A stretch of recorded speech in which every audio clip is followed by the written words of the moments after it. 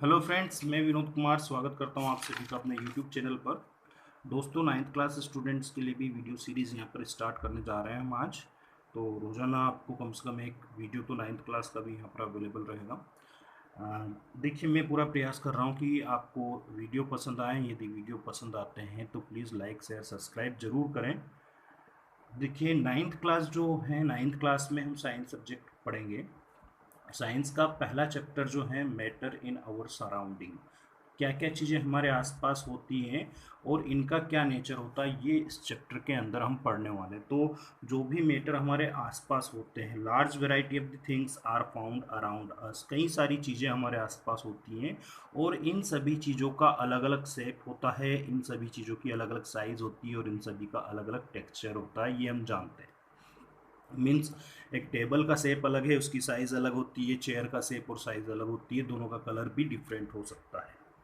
Water का colour water colourless होता है, टेक्सचर उसका डिफरेंट होता है। तो हम यह कह सकते हैं कि कई वैरायटी की चीज़ें हमारे आसपास होती हैं और इन सभी का शेप, साइज़ और टेक्सचर, कलर वगैरह डिफरेंट डिफरेंट होते हैं। ये बेसिक डिफरेंस सभी चीज़ों के अंदर आप सभी जानते हैं। तो जितने भी थिंग्स हमारे आसपास पाई जाती है, every things around us which are made up with the material, ये सारी चीज़ें किस चीज़ से मिलकर बनी होती है? किसी न किसी तरह के मटेरियल से मिलकर बनी होती है। चाहे वो एयर हो, चाहे the air which we breathe, जो हम सांस में लेते हैं, अंदर ब्रीथ करते हैं, फूड विच वी ईट, खाना जो हम खाते हैं, स्टोन हो, क्लाउड हो, स्टार्स हो, प्लांट्स हो, चाहे एनिमल्स हो, यहाँ तक कि एक छोटी सी जो ड्रॉप रहती है वाटर या सैंड की, पानी की या रेत की एक छोटी सी जो टुकड़ा भी होता है, वो सारी चीज़ें मटेरियल से ही मिलकर बनी होती है। और मटेरियल जो होता है वो स्पेस घेरता है, ऑक्यूपी स्पेस, ये स्थान घेरता है, उसका फिक्स वॉल्यूम होता है और उसका अपना एक मास होता है। किसी भी चीज़ का मास, बेसिकली सभी चीज़ों का मास होता है, उसका वजन होता है, उसका अपना वॉल्यूम होता है और वो जगह को घेरता है। अगर जैसे हम इस पेन की बात करें तो इसका मास है, इसका वॉल्यूम है और इसको इस जगह पे रखेंगे तो इसकी आउटलाइन जो बनेगी वो इसका स्पेस रहेगा जो इसने घेरा है। तो मटेरियल जो होता है उसका अपना स्पेस, वो स्पेस घेरता है, मास होता है, वॉल्यूम होता है। और जितनी भी चीज़ें होती है, चाहे वो कोई भी चीज़, कोई भी थिंग्स हम जो देखते हैं अपने आसपास, वो सभी मटेरियल से मिलकर बनी होती है।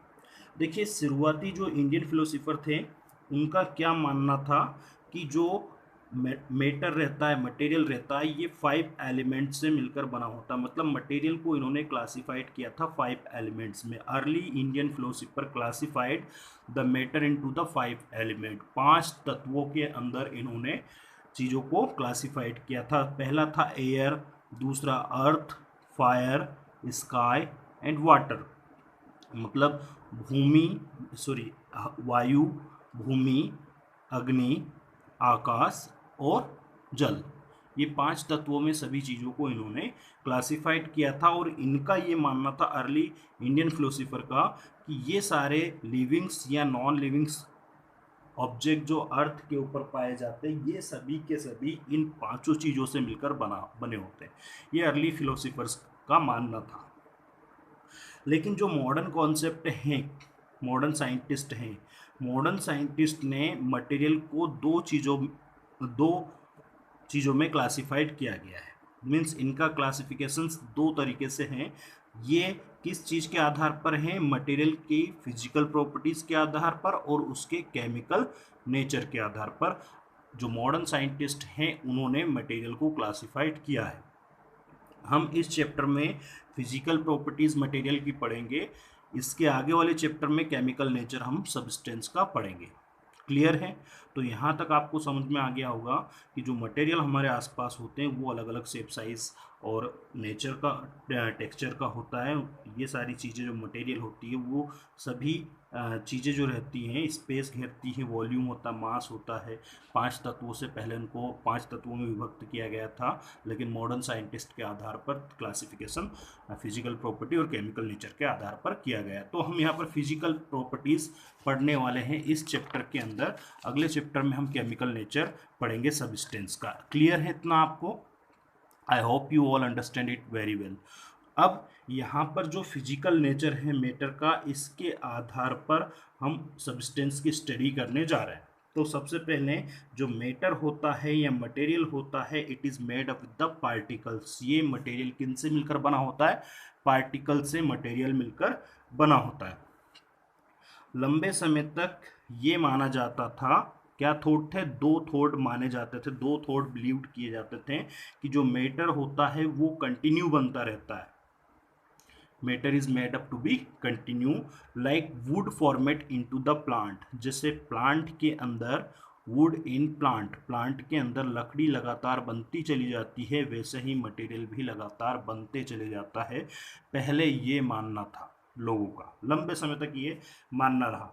और दूसरी चीज ये भी वो मानते थे कि जितने भी मैटर है वो सब पार्टिकल से मिलकर बने होते। क्लियर है? ये दो थॉट थे। ठीक है, अब इन थॉट्स को समझने के लिए हमें एक एक्टिविटी परफॉर्म करनी होगी। इस एक्टिविटी में क्या करेंगे? Take 100 ml of the water in a beaker. एक बीकर के अंदर 100 ml पानी लेंगे and mark the level of the water. इस पानी का लेवल यहाँ मार्क कर दिया कि यहाँ पर पानी का लेवल था। क्लियर है? ये फर्स्ट लेवल L1 हो गया, लेवल फर्स्ट। क्लियर इतना? अब इसके अंदर क्या करेंगे? Add a teaspoon of the salt और शुगर इन इट। इस पानी के अंदर, बीकर के अंदर हम एक चम्मच क्या डालेंगे? सॉल्ट या शुगर डालेंगे। टेबल स्पून यहाँ पर सॉल्ट या शुगर डालेंगे।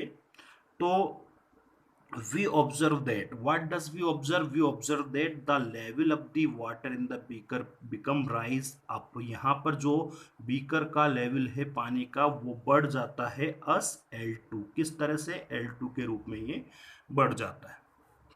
So what happened with the salt or sugar in the water?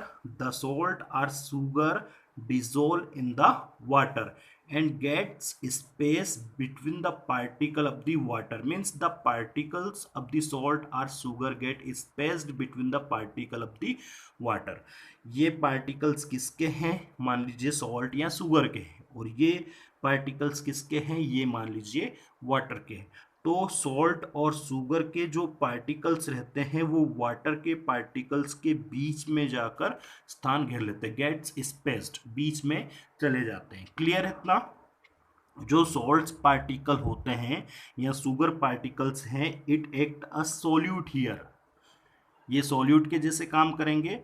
वहीं जो वाटर पार्टिकल्स हैं, इट एक्ट अ सॉल्वेंट, ये सॉल्वेंट के जैसे काम करेंगे। And solute and solvent mix together to form solution. इससे क्या बनता है? सॉल्यूशन। तो सॉल्यूशन भी हम यहाँ समझ सकते हैं, there are two component of the solution which are solute and solvent. दो कंपोनेंट यहाँ पर सॉल्यूशन के होते हैं, पहले सॉल्यूट, दूसरे solvent. It is the homogeneous mixture. ये होमोजीनस मिक्सचर होता है जहां सॉल्यूट और सॉल्वेंट पार्टिकल्स एक दूसरे के साथ हर जगह बराबर बराबर फैल जाते हैं। I hope you all understand it very well. आज के लिए इतना ही। नेक्स्ट वीडियो में हम आपको आगे पढ़ाने वाले हैं physical nature of the matter के और भी कैरेक्टर्स। अगर वीडियो अच्छा लगे तो लाइक शेयर सब्सक्राइब जरूर करें। धन्यवाद। Thank you.